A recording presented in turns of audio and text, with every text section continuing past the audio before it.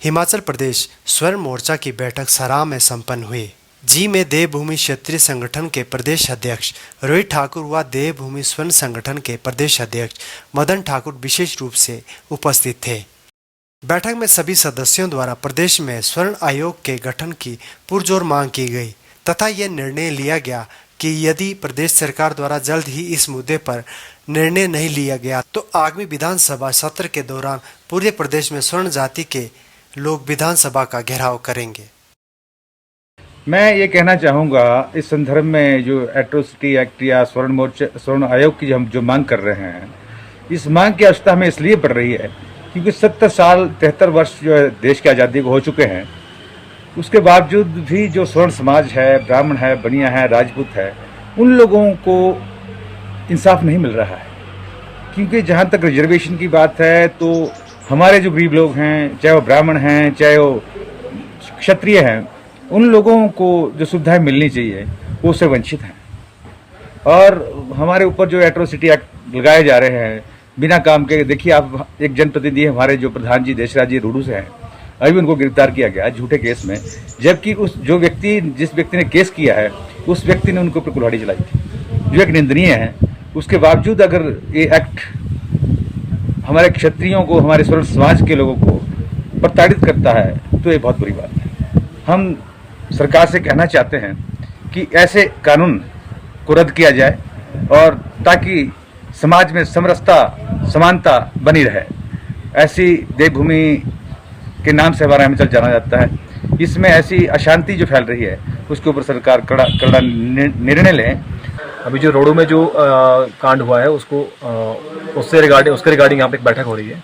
और उसका जो मैसेज पूरे प्रदेश में गया है वो बहुत गलत गया है। हम भी चाहते हैं कि हमारे समाज के साथ जो अन्याय है और जो क्या बोलते हैं एट्रोसिटी की जो धारणा लगती है उसके खिलाफ हम यहाँ बैठक कर रहे हैं और ये चाहते हैं कि उसमें हम सब लोग, हमारा स्वर्ण समाज जो है वो एकत्रित हो, संगठित हो और उसका जो एक हम संदेश हमारी सरकार को देना चाहते हैं वो सरकार तक पहुँचे। हमारे स्वर्ण समाज के अधिकारों का जो हनन हो रहा है उसके इस पर किया गया है और 2 तारीख को जो शिमला जाना है सभी लोगों को, तो मैं पच्छाद के सभी सराहवासियों से, स्वर्ण समाज के सभी लोगों से ये निवेदन करूंगा कि आप सभी 2 तारीख को ज़्यादा से ज़्यादा संख्या में शिमला पहुंचे। ऐसी क्या बात हो गई जो आपको ये गठन की आवश्यकता पड़ी और आपको शिमला जाने का रास्ता देखना पड़ा? सर देखिए, पिछले 6 महीने से लेकर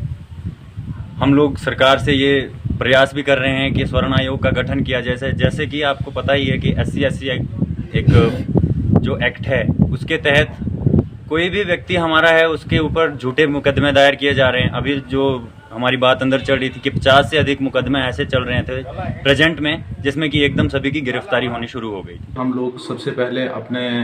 संगठन को मजबूत बनाए। ग्राम स्तर पे, हम पंचायत स्तर पे, ब्लॉक स्तर पे, जिला स्तर पे हम लोग मजबूत बनाएं और हर एक परिवार को हम लोग अपने साथ जोड़े ताकि प्रदेश सरकार जो अनदेखी हम लोग स्वर्ण समाज के साथ कर रही है, आज से 70 सालों से आज तक हम लोग अनदेखी का शिकार हुए हैं, तो कम से कम हम सरकार को ये दोबारा बताना चाह रहे हैं कि हम लोग एकत्रित हो गए हैं और आपको हमारे लिए आयोग का गठन करना पड़ेगा। सरकार की अनदेखी इससे भी पता लग रही है कि इससे पहले हम 20 अप्रैल को भी शिमला में बहुत बड़ा एक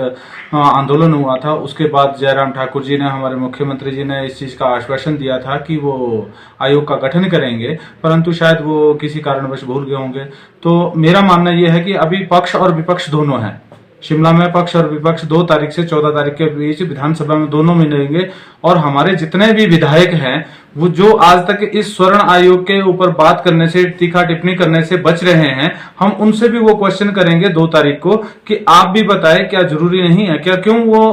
अपने समाज की इस तरह से अनदेखी कर रहे हैं। आज तक हमारे समाज को सिर्फ वोट बैंक और सिर्फ हम लोग टैक्स के रूप में देखा जाता है। जितने भी स्वर्ण लोग हैं वो टैक्स उनसे वसूला जाता है और 5 साल बाद वोट वसूली जाती है। तो इस प्रथा को हमें चेंज करना पड़ेगा, जिसका मेन उद्देश्य हमारा हर ग्राम स्तर पे मीटिंग करना है, हर जिले स्तर पे मीटिंग करके 2 तारीख को सभी लोगों को ज्यादा से ज्यादा संख्या 50,000 लाख की संख्या जो भी हमारे शिमला में रहेगी, सरकार को वो चेतावनी के रूप में रहेगी कि सरकार होश में आए और स्वर्ण आयोग का गठन करे। 2 अगस्त को होने वाली जो रैली है जिसका मूल उद्देश्य स्वर्ण आयोग का गठन है,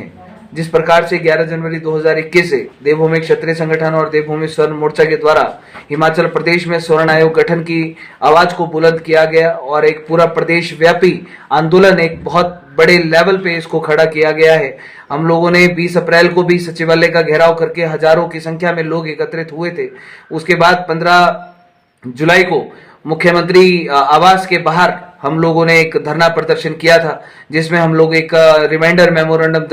प्रदेश की सरकार को हम लोग देने गए थे, लेकिन वहां पर प्रदेश की सरकार ने हमारी बात नहीं सुनी। उसके बाद 21 जुलाई को हम लोगों ने निर्णय लिया कि 2 अगस्त को जिस दिन मानसून सत्र बैठने वाला है, विधानसभा बैठने वाली है, तो हम लोग हजारों की संख्या में विधानसभा का घेराव करेंगे। इस प्रदेश की सरकार से पिछले 6 महीनों से लगातार हम लोग स्वर्ण आयोग के गठन की हम लोग मांग कर रहे हैं। जिस प्रकार हिमाचल प्रदेश में अन्य आयोग काम कर रहे हैं, चाहे वो अनुसूचित जाति आयोग है, पिछड़ा आयोग है, अल्पसंख्यक आयोग है, उसी के आधार पे हम लोगों ने हिमाचल की सरकार से हमने मांग करी है कि आप इन सभी आयोगों की तर्ज पर हिमाचल प्रदेश में स्वर्ण आयोग के गठन की घोषणा करें। जिस प्रकार हिमाचल प्रदेश में 75% स्वर्ण समाज रहता है, उसी प्रकार से 75% स्वर्ण समाज के लोगों के अधिकारों को सुरक्षित रखना वो प्रदेश की सरकार की प्राथमिकता बनती है, प्रदेश की सरकार की जिम्मेवारी बनती है।